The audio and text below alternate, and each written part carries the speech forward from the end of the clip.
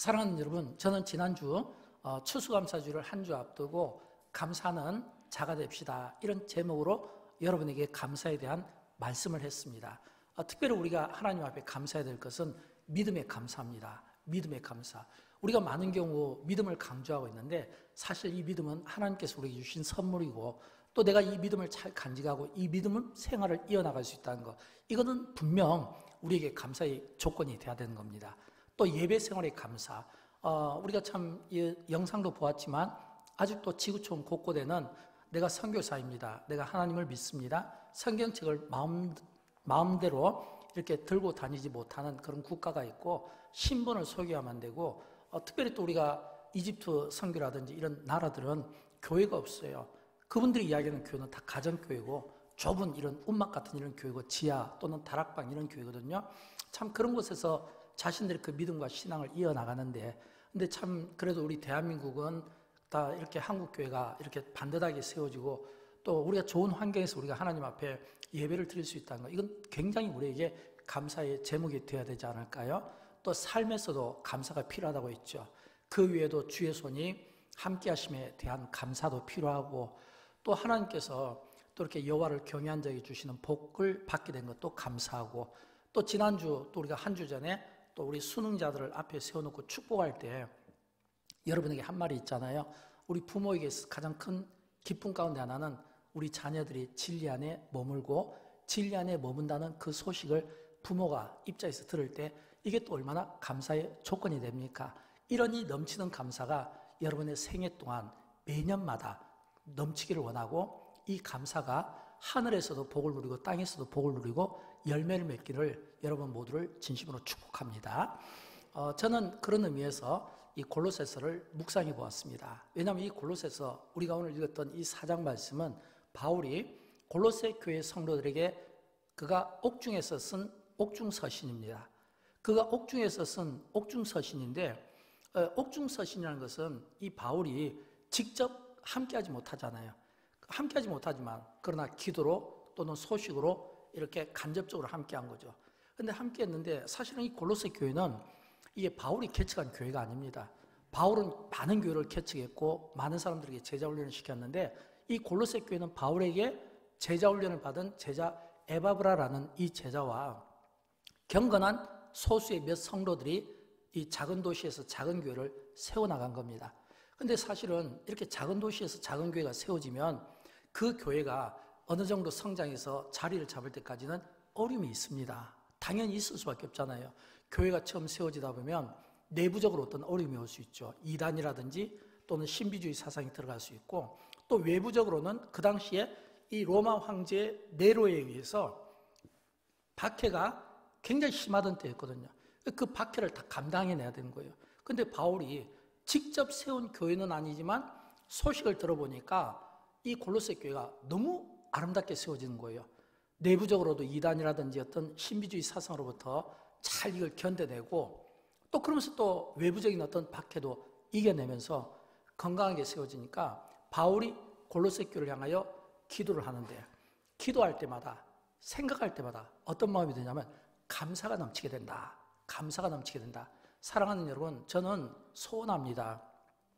영광교를 위해서 또는 이 자리에 계신 여러분을 위해서 만약 누군가가 다른 곳에서 우리 교회를 위해서 기도하고 여러분 성도 한 분 한 분을 놓고 기도할 때마다 바울이 내가 너희를 위하여 생각할 때마다 기도할 때마다 감사가 넘쳐나면, 저는 동일한 우리를 위하여 기도해 주신 분들이 우리에게서 많은 이런 감사들이 넘쳐나는 그런 삶을 우리가 살아보였으면 좋겠습니다. 그런 삶을. 그러면서 바울은 이 골로새 교회 마지막 결론을 어떻게 맺냐면, 시작할 때는 너희를 위하여 기도할 때 내가 감사가 넘쳤는데 마칠 때는 어떻게 이야기하냐면 너희가 기도를 멈추지 말고 계속 기도를 하면 좋겠다. 그러면서 너희 언어 생활에 힘썼으면 좋겠다. 이게 말씀의 결론입니다. 2절에 보면 나오죠. 기도를 계속하고 기도의 감사함으로 깨어있으라. 보통의 경우는 지도자 입장에서 교회가 너무 건강하게 잘 세워져요. 그럼 보통 우리는 막 잘했다, 축하한다, 이런 이야기들을 많이 하게 되잖아요. 근데 바울은 어떻게 이야기하냐면 뭐 잘했다, 축하했다, 잘 견뎠다, 역시 대단해, 막 정말 자랑스럽다, 이런 말을 하는 게 아니라 여러분, 기도를 계속하십시오. 기도에 감사하십시오. 깨어 있으십시오. 이 말은 기도를 쉬지 말라는 겁니다. 6절에서는 너희 언어 생활에서 힘쓰십시오. 이 말은 너희 말이 항상 은혜 가운데서 소금으로 맛을 낸 것 같아라, 이 이야기입니다. 그럼 우리는 질문을 가져야 돼요. 왜 바울이 마지막 부분에서 이 이야기를 하게 될까라고 했을 때 바울 입장에서 한번 생각을 해봐야 돼요. 바울 입장에서 왜 바울이 잘 성장하고 있는 교회를 향해서 이런 표현들을 굳이 써야만 했을까라고 하는 겁니다. 근데 여러분, 우리가 신앙생활하면서 내가 너무 영적으로 잘 풀리는 것도 사실은 좀 긴장해야 됩니다. 또 교회가 평안한 것도 긴장해야 됩니다. 왜요? 어렵고 고난의 때는 시키지 않아도 자동적으로 다 기도로 들어가고 기도 굴로 들어가고 금식하고 영적 전쟁이 막 일어나잖아요. 그러나 이게 뭔가 좀 평안하고 뭔가 좀 여유가 생기면 그때부터는 어떤 생각이 드냐면 나태해지는 거예요. 어떤 현실에 안주하고 싶어하는 마음이 드는 겁니다. 또 기도 응답도 그래요. 여러분, 기도 응답이 언제 많았던가요? 항상 우리는 매 순간순간마다 기도 응답이 이루어지지만, 그러나 특별히 이 기도 응답이 딱 추억에 떠오르는 건 대부분 다 보면 막 예수를 믿은 지 얼마 안 됐거든요. 왜냐하면 예수님께서 어린아이 같은 그런 신앙을 좋아하거든요. 그러니까 믿음 생활한 지 얼마 안 되는 입장에서 내가 기도했을 때 그 기도가 응답도 잘 되고 또 은혜도 잘 되는 거예요. 그런데 이제 시련을 겪고 문제가 해결되고 뭔가 좀 교회가 부흥하고 좀 안정적이고 하다 보면 뭔가 좀 현실에 안주하고 싶은 이런 마음들이 들거든요. 아마도 바울은 그 점을 경계하지 않았을까라고 하는 겁니다. 왜냐하면 내가 너희를 생각할 때마다 기도할 때마다 감사가 넘쳐나면 이거는 시제가 과거잖아요. 과거의 일에 이 골로새 교회가 너무 마음에 드는데, 근데 이제 기도를 깨어 있으라, 기도를 계속하라, 기도할 때 감사를 하라, 이거는 진행형이고 미래잖아요. 시제가. 이 말은 뭐냐면 지금 너희가 너무 좋은데 이것으로 안주하지 말고 계속해서 너희 기도가 이어지면 좋겠다, 너희 언어 생활이 잘 되면 좋겠다 라고 하는 것을 지금 이 바울은 그의 그 어떤 목회적 경험을 통해서 들려주고 있는 것입니다. 왜일까요? 바울이 적어도 계속 기도를 계속하라, 깨어서 기도하라, 감사하면서 기도하라, 이런 이 표현을 쓴 것은 이 바울이 가진 영적인 안목이라고 생각합니다. 사랑하는 여러분, 우리가 신앙생활할 때 앞을 내다볼 수 있는 안목이 필요합니다. 시대를 내다볼 수 있는 안목이 필요해요. 그냥 과거의 어떤 감사로 만족하고 그것으로 그냥 안주하는 삶이 아니라 내가 하나님께 은혜를 받았으면, 감사의 제목들이 있으면, 넘치는 조건들이 있으면 오히려 더 큰 감사와 그런 어떤 조건들이 우리에게 체험이 되니까 이게 경험이 되어서 오히려 하나님이 우리를 위하여 예비해 놓으시고 우리를 위하여 펼쳐 놓으신 이 길에 대해서 볼 수 있는 안목, 시대를 깨트려 볼 수 있는 이런 영적인 안목이 우리에게 필요하고, 이런 안목이 있을 때 비로소 우리는 교회가 시대의 대안이 될 수 있구나, 기도하는 성도들이 시대의 대안이 될 수 있구나, 이런 마음들이 들지 않겠습니까? 저는 그런 의미에서 오늘 이 본문의 말씀이 그 시대의 대안이 되는 두 가지 지혜의 말씀을 우리에게 들려준다고 생각합니다. 그 첫 번째 지혜가 뭐냐면 기도와 삶의 일치라고 말씀드릴 수 있습니다. 왜 기도와 삶의 일치냐면, 우리 가운데 많은 경우 참 진짜 위기를 이야기할 때 이 위기가 가끔 이런 어떤 사회적인 문제나 환경적인 문제 이런 걸 가지고 우리는 자꾸 이렇게 너무 위기를 이야기하는데, 진짜 위기는 그거 아니에요. 내가 말씀대로 살지 못하는 것이 위기고, 내가 기도한 대로 살지 못하는 것이 위기고, 기도를 많이 하면, 기도를 깊이 하면, 기도를 자랑하면 더 그만큼 그의 삶이 기도한 대로 받은 은혜대로 살아야 되는데 그게 안 된다는 거예요. 기도할 때 눈물로 기도한 사람이 기도 끝나면 웃는다, 이건 말이 안 되잖아요. 내가 기도할 때 하나님 앞에 오장육부가 이게 찢어지는 창자의 그 고통을 느낀다면 기도가 끝난 다음에 거기에 대한 넘치는 이 감사가 있어야 되잖아요. 여러분, 오늘 우리 시대의 위기는 다른 게 아니에요. 내가 말씀대로 살지 못하는 것이고, 내가 기도한 대로 살지 못하는 것이고, 기도에서 받은 그 은혜대로 살지 못하는 거예요. 그래서 기도와 삶이 일치되게 하기 위해서는 어떻게 해야 되냐면 오늘 본문 2절 말씀대로 하는 겁니다. 우리 같이 한번 오늘 본문 2절을 읽어보도록 할까요? 기도를 계속하고 기도에 감사함으로 깨어 있으라. 이 말은 어떤 상황이 있어도 멈추지 말라 이거예요. 어떤 지금 당장의 어떤 좋은 조건들이 나의 기도를 멈추지 못하게 하라는 거예요. 오히려 그럴수록 바울은 더 영적인 긴장감을 가지고 더 기도를 힘쓰고 감사함으로 기도하고, 이 말은 뭐예요?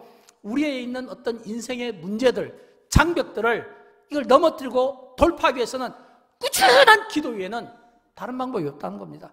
내가 한 번에 어떤 많은 양의 시간을 들여서 기도하는 것도 중요할 수 있지만, 그런 일시적인 기도가 아니라 꾸준히 아침에 시간을 정해놓고 하든지, 저녁에 시간을 정해놓고 하든지, 낮에 시간을 정해놓고 하든지, 꾸준한 이 기도만이 오늘 우리 문제 해결을 풀어나갈 수 있는 가장 확실한 대안이 된다고 하는 겁니다. 저는 개인적으로 다윗의 그 기도를 참 많이 묵상해 봅니다. 왜냐하면 여러분, 우리가 시편에 보면 다윗의 기도가 나오는데, 이 기도가 보면 얼마나 처절한지 알 수 있죠. 왜냐하면 이 다윗의 그 기도를 보면요, 그가 하나님 앞에 올리는 이 찬양 시를 보면, 나의 생명이신 여호와여, 내가 주를 사랑하나이다. 나의 힘이 되신 여호와여, 내가 주를 사랑하나이다. 주는 나의 힘이시오, 주는 나의 반석이시오, 주는 나의 의뢰하시는 자시오, 주는 나의 피할 산성이시오. 여러분, 이런 이 표현들은요, 역으로 이야기하면 그만큼 다윗의 삶이 피곤하고 고단하고 인생의 위기였다는 겁니다. 성경에서 이 다윗의 삶의 그 결론이, 그는 하나님과 마음이 합한 자였고 하나님이 그를 좋아했고 그를 통해 예수 그리스도의 계보를 주시는 아름다운 결론을 맺고 있기 때문에 그렇지, 그 삶, 순간순간 그 어려운 인생의 문제와 싸워나가는 그 힘겨운 그 다윗의 그 삶을 보면 얼마나 처절했을까. 그럼에도 불구하고 여호와는 나의 힘이십니다, 여호와는 나의 산성이십니다, 여호와는 나의 생명이십니다 라는 이 고백을 할 수 있었다는 것은, 다윗은 자기 인생을 자기 힘으로 살아드는 것이 아니라 내 힘은 전부 내려놓고 하나님이 주시는 힘으로, 하나님이 주시는 능력으로 살았기 때문에 이 고백이 나올 수 있다는 겁니다. 그래서 우리는 신앙생활할 때 항상 자기를 비우는 삶이 중요해요. 나를 비워야 내 안에 그리스도께서 주인으로 들어오실 거 아니에요? 나를 비워야 내 안에 보배로우신 주님이 그 속에서 일하실 거 아니에요? 우리는 많은 경우 우리가 신앙생활 하면서도 우리 속을 비우지를 못해요. 우리 안에 있는 많은 생각들, 욕심들, 탐욕들, 이런 것들을 비우지를 못하니까 주님이 들어오실 수 있는 마음의 공간을 내어드리지 못하는 겁니다.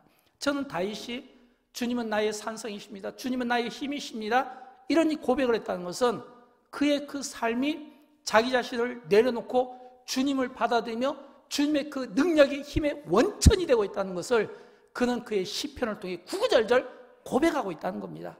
사랑하는 여러분, 저는 할 수만 있으면 오늘 저와 여러분, 우리가 내 안에 있는 내 것으로, 내 속으로 내가 무슨 일을 하려고 하지 말고 나를 내려놓고 능력이 하나님께로부터 오는 것을 믿고, 능력이 하나님께로부터 오시는 그 능력의 그 주님을 우리 속에 모셔드리고 그분이 우리를 통해 일하실 수 있도록 비워드릴 때 하나님의 능력이 나를 통해 역사되는 것을 믿으시기 바랍니다. 오늘 이 은혜가 기도하는 여러분 모두에게 있었으면 좋겠어요. 우리가 목표하는 것은 기도의 양이 아닙니다. 하나님, 내가 10분을 기도했으면 그 10분의 그 기도한 만큼 나의 삶이 그 기도의 삶과 일치되게 해주세요. 하나님, 내가 하나님의 말씀으로 내가 10분을 큐티했으면 그 10분의 그 큐티가 그 내 말씀대로 내가 깨달은 대로 나의 삶이 일치되게 해주세요. 저는 소원합니다. 우리가 하나님 앞에 기도한 만큼 일치된 삶을 살면 좋겠고, 말씀을 받은 만큼 일치된 삶을 살았으면 좋겠고, 깨달은 만큼 일치된 삶을 살았으면 좋겠어요. 이런 이 일치된 삶을 살기 위해서는 두 가지가 필요합니다. 첫째는 뭐냐면 기도에 감사함으로 깨어있는 것이 중요합니다. 왜냐하면 이 기도는 마치 마차의 바퀴와 같아서 기도와 감사는 떼어놓을 수가 없는 거예요. 기도할 때 감사가 필요하고 감사할 때 기도가 필요하기 때문에 그렇습니다. 우리가 잘 아는 대표적인 말씀, 데살로니가전서 5장 17절과 18절을 보면 우리가 잘 아는 말씀이잖아요. 쉬지 말고 기도하십시오. 범사에 감사하십시오.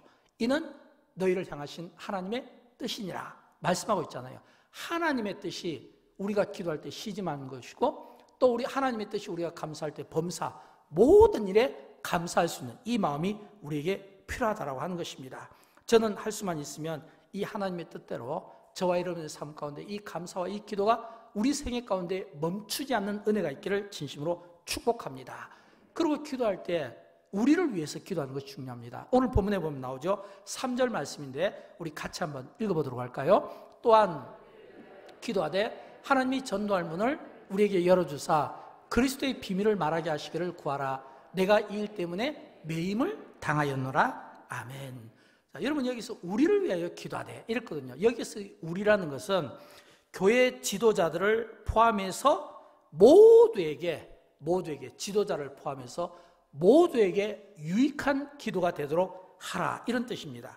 유익한 기도가 되라. 왜냐하면 그 당시 바울의 기도 제목은 하나였습니다. 복음전도였습니다. 바울이 지금 옥중에 매인 것도 복음전도 때문입니다. 그가 사람들에게 문매를 맞고 쫓겨간 것도 복음전도 때문입니다. 바울은 딱 한 가지 생각밖에 없어요. 나의 나 되신 주님, 나를 나되게 하신 그 하나님의 은혜를 전하지 않고는 견딜 수 없는, 그래서 가족이 구원받기를 원하고, 민족이 구원받기를 원하고, 세계 모든 나라의 열방들이 구원받기를 원하고, 그래서 바울은 온통 그 생각이 전도예요. 선교에 있어요.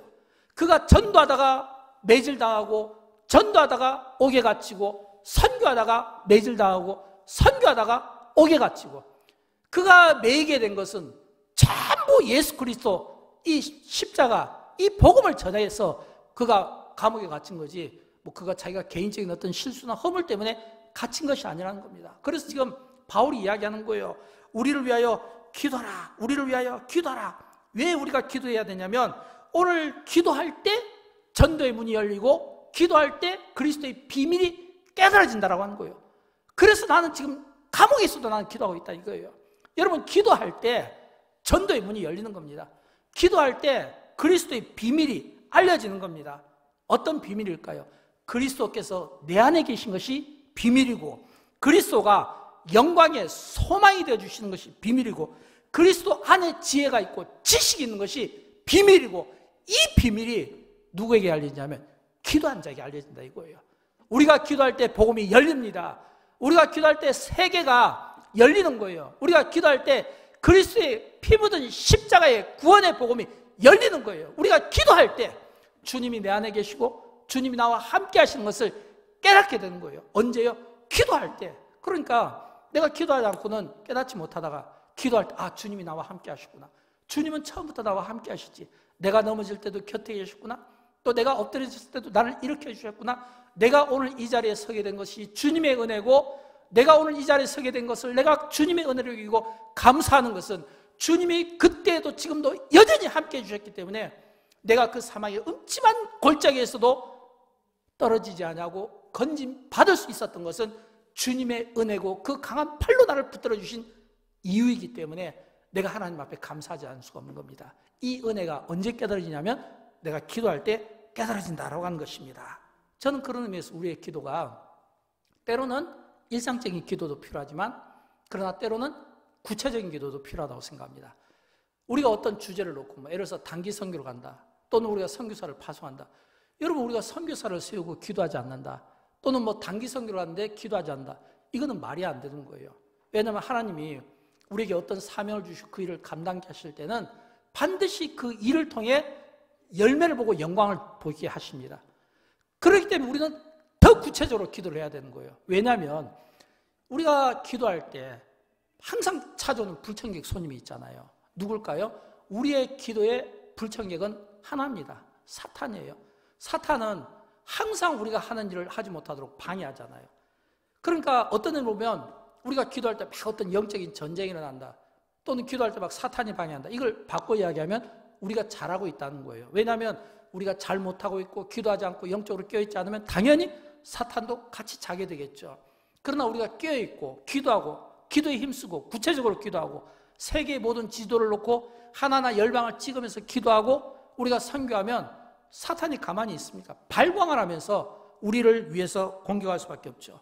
그러나 우리가 깨어서 기도하고 감사하며 기도할 때는 사탄을 물리칠 수 있고, 또 전도의 문이 열리고 선교의 문이 열리는 것을 믿으시기 바랍니다. 그래서 기도가 필요한 거예요. 저는 우리 주님 오시는 그날까지 우리가 기도를 멈추지 않고 항상 기도할 때마다 감사하며 깨어 기도할 수 있기를 주님의 이름으로 축원드립니다. 두 번째는 언어 생활입니다. 언어 생활이 중요해요. 오늘 보면 6절 말씀을 우리 같이 읽어보도록 할까요? 너희 말을 항상 은혜 가운데서 소금으로 맛을 낸 것 같이 하라. 그리하면 각 사람에게 마땅히 대답할 것을 알리라. 아멘. 여기 보면 두 가지인데, 하나는 너희 말을 은혜 가운데서 소금으로 맛을 내게 하라.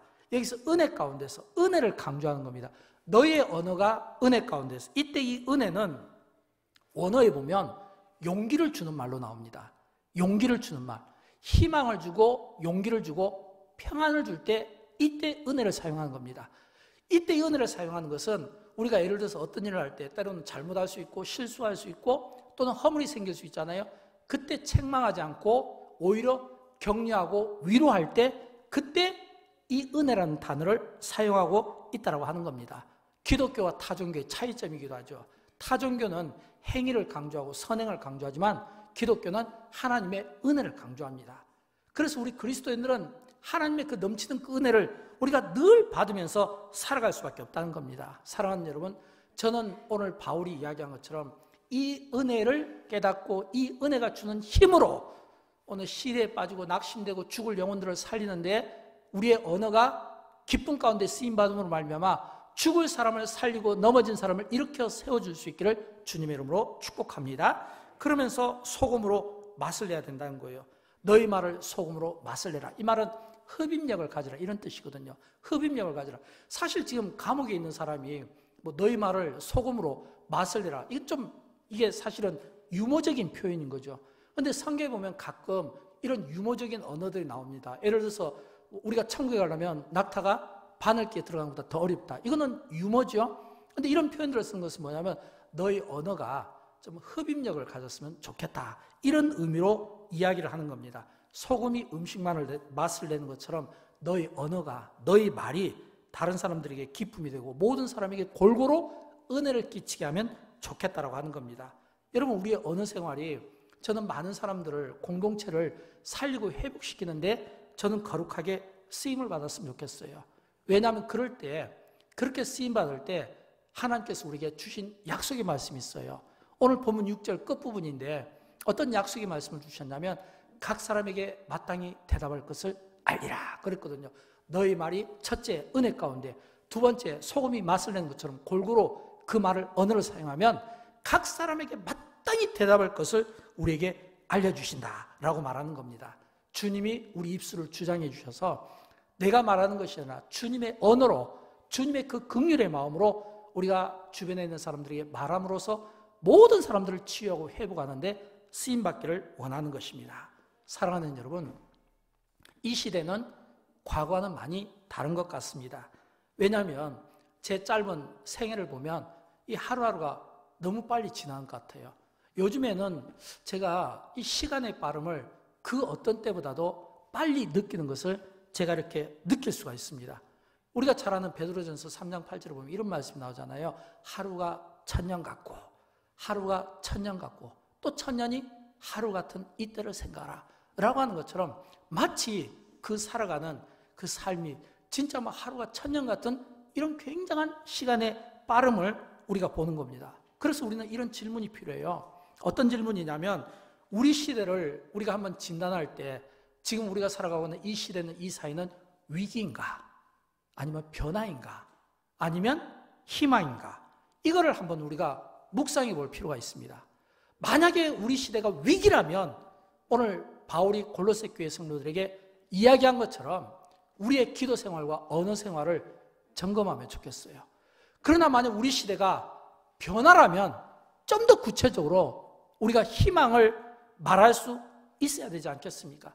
여러분, 우리는 어디에서 희망을 찾습니까? 많은 사람들은 희망을 정치, 경제, 사회, 문화, 예술 이런 데서 찾고 싶어 하는데 그거는 희망이 될 수 없죠. 그거는 있다가 잠시 없어지는 것이고 범죄가 많은 이 세상 가운데, 자꾸 변하는 이 세상 가운데 이 정치, 경제, 문화 이런 것들은 절대 우리에게 대안이 되지를 못합니다. 우리가 기댈 수 있는 곳, 우리가 대안으로 삼을 수 있는 곳, 우리가 희망으로 삼을 수 있는 곳 딱 한 곳밖에 없어요. 하나님께서 자기 아들을 이 세상에 보내주셔서 그 아들을 친히 피로 값주고 사신 교회, 지상교회, 하나님이 아들과 그 피값과 맞바꾼 교회, 이 교회 위에는 유일한 희망이 없는 겁니다. 교회만이 유일한 희망이 되는 겁니다. 그래서 사단은 끊임없이 교회를 공격하는 거예요. 왜일까요? 교회가 세상의 희망이 되지 못하도록, 교회가 세상의 유일한 대안이 되지 못하도록 사단은 끊임없이 교회를 공격하고 박해하고 지도자들을 공격하고 박해하는 이런 일들이 계속 있어지는 거예요. 왜요? 교회가 무너지고 지도자가 무너지면 끝나는 거잖아요. 그래서 사단은 그 공격의 대상이 교회가 되는 겁니다. 또 우리는 그래서 지도자들을 위해서, 교회를 위해서 기도해야 되는 겁니다. 왜냐하면 세상의 희망은 교회고 유일한 대안은 교회고, 교회가 희망이고 대안이 될 수 있도록 하기 위해서는 우리가 건강한 교회를 만드는 것이 중요하고, 또 사단은 끊임없이 우리를 공격하겠죠. 막 예배 은혜 받지 못하도록, 예배 생활에 혼란이 일어나도록, 막 문제 생기도록, 교회가 재미없도록 만들도록 맥 빠지는 이런 일들을 사단은 끊임없이 할 수밖에 없다는 겁니다. 언젠가 어느 성도님이 저에게 이런 이야기를 해요. 지나가는 말로, 목사님 참 힘들어 보이신 것 같아요. 곁에서 함께 힘이 되어주고 싶어요 라는 이야기를 듣게 됐을 때 참 마음에 감사함을 느꼈습니다. 그러면서 제가 생각이 난 것은, 이게 어느 성도님이 저를 볼 때 제가 참 힘들어 보인 것 같아요. 그렇다면 이 힘든 모습은 나만 그렇겠습니까? 우리 장로님들도 힘들어 보이겠죠. 기도하는 권사님들도 힘들어 보이겠죠. 또 구역을 섬기는 구역장님도 힘들어 보이겠죠. 가정의 남편도 아내도 힘들어 보이겠죠. 우리 주변에는 우리가 이렇게 힘든 분들이 많이 있고, 이렇게 힘들어 보일 때 어느 성도가 그 어려움을, 그 짐을 나누고 싶어요 라고 이야기한 것처럼, 우리가 기도를 쉬지 않고 계속 나눠줄 수 있고, 또 우리가 언어로 우리가 또 세워줄 수 있는 이런 이 아름다운 이런 그 서로의 짐을 나눠줄 때 위기에서 힘을 낼 수 있지 않겠습니까? 사랑하는 여러분, 그리스도의 비밀, 교회의 영광스러운 비밀, 예수 그리스도의 복음, 이 복음은 끊임없이 선포가 돼야 되는 겁니다. 끊임없이 복음이 세상에 선포될 수 있다는 것, 기독교가 세상을 바꿀 수 있는 능력이 있다는 것, 교회가 세상을 변화시킬 수 있는 능력이 있다는 것, 기도로, 사랑으로, 섬김으로 변화시킬 수 있고, 변화시킬 수 있는 능력이 교회에 있다는 것을 끊임없이 우리가 선포하고 보여줄 수 있어야 된다는 겁니다. 그래서 골로새서 오늘 4장 5절 말씀은 우리에게 이렇게 말씀해 주고 있습니다. 우리 같이 한번 읽어보도록 할까요? 내가 마땅히 할 말로서 이 비밀을 나타내리라. 마땅히 할 말. 여러분, 우리가 이 마땅히 할 말이 어떤 말이 있을까요? 이 마땅히 할 말은 앞에서 말씀드린 것처럼 그리스도의 비밀, 전도의 문이 열리도록 끊임없이 우리가 이 전도의 문이 열리도록 두드리고 비밀이 알아지도록 끊임없이 우리가 기도를 쉬지 않는 겁니다.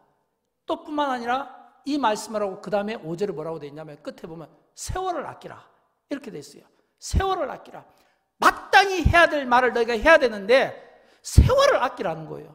그럼 여러분, 이 세월은 뭘까요? 두 가지 뜻이 있어요. 원어적인 뜻을 보면 이 세월이라는 이 원어 크리노스는 그냥 흘러가는 시간을 의미하는 겁니다. 지금도 시간은 흘러가고 있죠. 분초가. 그때는 크리노스예요.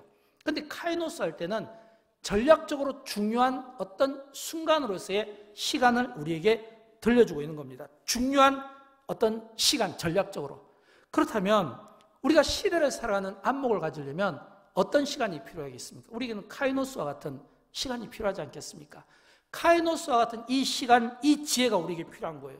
저는 사랑하는 여러분, 지금이 우리에게는 매우 중요한 순간이라고 생각합니다.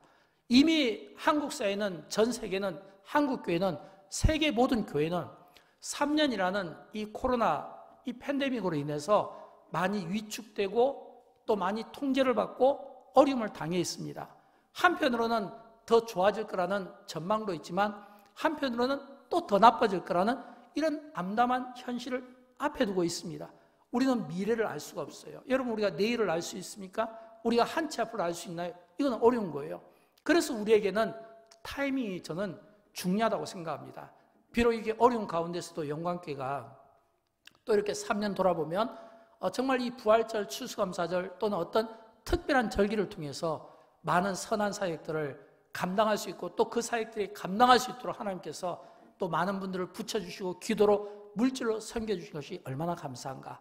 또 한편으로는 또 이런 이 감사가 이게 멈추고 싶을 때도 있어요. 이 정도 하면 되지 않았는가. 현실에 안주하고 싶은 마음들이 있어요. 그러나 이 현실에 안주하고 싶은 마음이 들 때마다 저는 이 골로새서에 나와 있는 이 말씀이 막 저를 막 두드리는 이런 느낌을 받지 않을 수가 없는 겁니다. 왜요? 바울이 내가 너희를 생각할 때마다 감사가 넘치지만, 그러나 이 넘치는 이 감사가 계속 이어지기 위해서는 너희가 기도를 멈추면 안 된다는 겁니다. 우리가 좀 여유있고 평안하면 기도할 것 같죠? 그렇지가 않아요. 좀 더 여유있고 평안하면 여행 가야 되고 여기저기 다녀야 될 때가 많고 할 일이 너무 많다 보면 자연히 이 기도 하나님 앞에 드는 우선순위가 밀려질 수 있는 거예요. 뭔가 좀 여유가 있고 안락한 삶이 있으면 내가 좀 더 영적으로 경계를 하고 긴장해야 될 것 같지만 절대 그렇지가 않아요. 영적인 법칙은 그렇지가 않다는 거예요. 그러므로 여러분 어떤 의미로 보면 이 중요한 타임이라는 것은 우리가 지금까지도 어려움이 있었지만 그러나 그 어려움 속에서도 잘 헤쳐나가서 바울이 내가 감사하지만 이건 과거예요. 그러나 기도로 깨어있어라, 감사로 깨어있어라, 이거는 뭐냐면 진행형이에요. 시제가 미래인 거예요. 너희가 현실에 안주하기보다는 이렇게 받은 은혜가 있고 이렇게 교회를 건강하게 세웠으면 이 건강한 교회가 그 시대에 더 영향력을 가지고 계속해서 이 일을 멈추지 않았으면 좋겠다. 내가 감옥에 있어도 내가 기도하는 것은 전도 때문이고, 내가 감옥에 있어도 너희를 위해서 기도하는 것은 교회 때문이고, 내가 비록 옥중에 있지만 내가 너희를 위해서 감사한 거, 이것도 전부 하나님이 영광 받으시는 일이고, 비록 바울은 그 감옥에 있지만 그러나 현장에 있는 사람들을 위해서 기도하는 그 중보 기도를 그는 멈추지 않았고, 이런 이 바울의 기도와 그런 그 권면을 받아들였을 때 그 교회가, 지상교회가 하나님 앞에 건강하게 쓰임받은 것처럼 저는 영광교회가 여기서 안주하면 안 된다고 생각합니다. 2020 비전, 2030 비전, 선교의 비전, 교육의 비전, 제자 훈련의 비전이 안주하면 안 되고 오히려 더 힘있게 쓰임받을 수 있도록 하나님께 계속해서 간구하고 있습니다. 여러분, 우리 조금 전 동영상 봤잖아요. 영광교회 선교 선언문, 우리 다시 한번 읽어보도록 할까요? 우리는 예수 그리스도를 통하여 모든 사람이 구원의 기쁨을 누리도록 모든 일 속에서 하나님의 위대하심을 구하는 열정을 전파하기 위하여 존재한다. 아멘.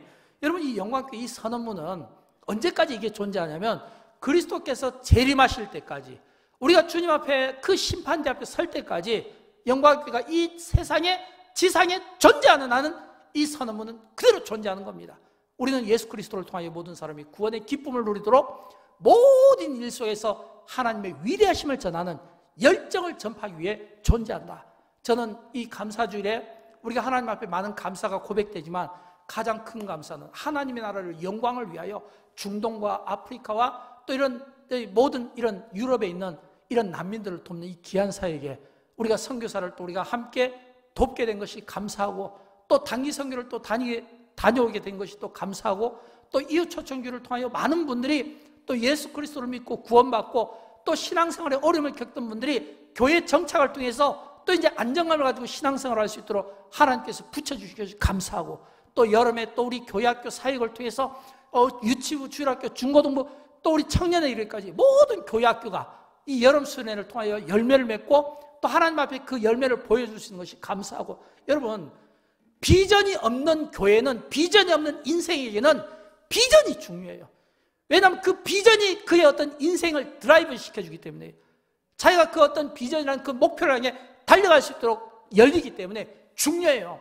그러나 비전이 있는 교회는 비전으로 만족하면 안 돼요. 그 비전을 이루는 비전의 사람이 필요한 겁니다. 희망도 마찬가지예요. 희망이 없는 사람에게는 희망이 중요해요. 그러나 희망을 선포하는 사람은 그 희망을 만들게 되고 그 희망을 거두게 되는 게 필요한 거예요. 영광교회는 비전의 교회입니다. 영광교회가 비전의 교회라는 것은, 이전의 영광교회는 비전의 교회니까 이 비전을 이루는 성도들이 중요한 겁니다. 사람이 중요한 거예요. 영광교회는 희망을 선포합니다. 그러면 이 희망을 이루는 사람이 중요한 거예요. 하나님의 나라에서는 그 한 사람이 중요한 겁니다. 저는 영광교회 우리 모든 성도들이 다 열정의 비전 메이커가 되어서 비전을 만들어내고 비전을 이루는 성도들이 되면 좋겠고, 희망을 만들어내고 그 희망을 열매로 보여줄 수 있는 그런 실제적인 성도의 삶을 저와 여러분이 살았으면 좋겠고요. 그래서 이 어두운 시대에 누가 대안이냐? 한국교회가 대안이다. 누가 대안이냐? 교회가 대안이다. 누가 대안이냐? 기도하는 내가 대안이다. 내가 대안이다. 교회가 대안이다. 이거를 보여줄 수 있는 그 믿음이 기도하는 여러분 모두에게 있게 되기를 주님의 이름으로 축원드립니다.